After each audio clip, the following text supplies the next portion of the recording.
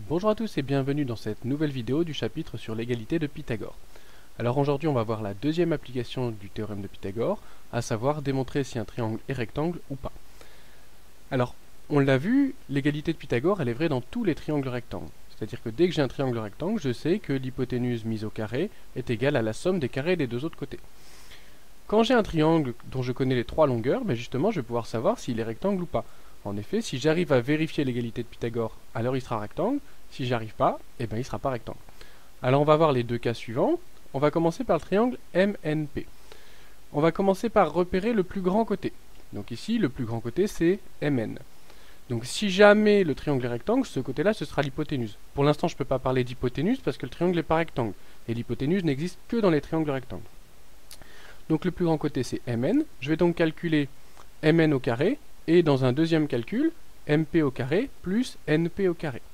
Je remplace les valeurs connues, 7 au carré pour Mn au carré, et MP au carré plus NP au carré, c'est égal à 5 au carré plus 6 au carré.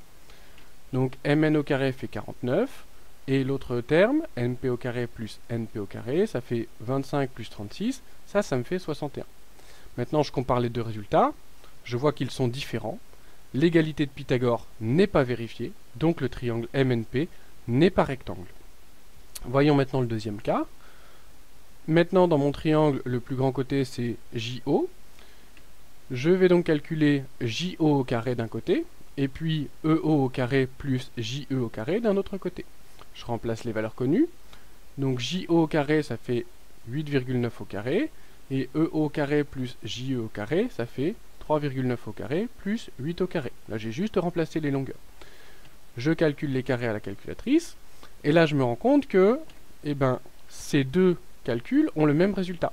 C'est-à-dire que JO au carré est égal à EO au carré plus JE au carré. Dans ce triangle, il y a donc un côté au carré qui est égal à la somme des carrés des deux autres côtés. On peut dire que l'égalité de Pythagore est vérifiée, et donc que le triangle JOE est rectangle. Alors, on va bien sûr préciser en quel angle il est rectangle.